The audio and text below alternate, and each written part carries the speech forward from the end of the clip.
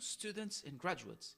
Welcome to PhD Lounge, the podcast of late night talks in which PhDs have a drink and talk about their research topics. You're deep in your PhD with your latest research findings. You update your supervisors about your progress and they become impressed. They also advise you to participate at academic conferences and research seminars to present your research. These fantastic and classic opportunities are the starting point to develop your knowledge, public speaking skills, and networking. However, let me ask you this.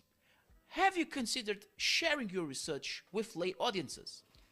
Perhaps you've considered that, but you hesitate and think that no one will ever hear your research because they're not specialists.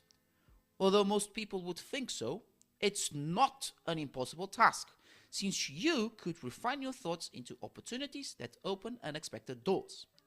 When you share your research toward wider audiences, the key is to forget the jargon and master plain and simple language, storytelling, and strong hooks. While presenting at conferences and seminars are great occasions to develop your public speaking skills, there are other pathways to engage other audiences. That being said, let me show you 3 engaging avenues plus a bonus one that might surprise you. First, oral competitions. These are brilliant training grounds where you must practice but also be creative and timely to make your research accessible and memorable for anyone. They are usually short to medium length formats. Competitions like the 3-minute Thesis or Oak Ridge National Laboratory, Your Science in a Nutshell, are popular competitions where you share your research in under 3 minutes. There are other ones where your creativity, performance, and taste take over communication, including Dance Your Thesis or Bake Your Thesis. Second, postgraduate research festivals. Most universities host these annually, and there are various ways to showcase your research through posters, short talks, or keynotes towards a mixed audience of peers, staff, and the public. These are also great opportunities to network with like-minded people that align with your research interests and beyond.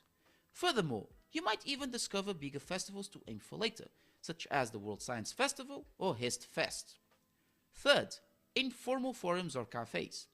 These are more relaxed and casual events led by PhD societies that host them at pubs or cafes, and it's an engaging way of meeting other people, building your confidence, and developing communication skills.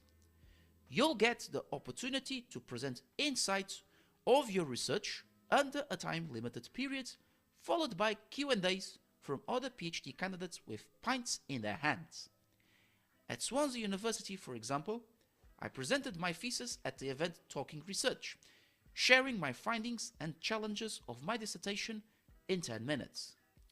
Now, for the bonus, stand-up comedy. That's right, you can participate in stand-ups and share your research by mixing it with humor and satire.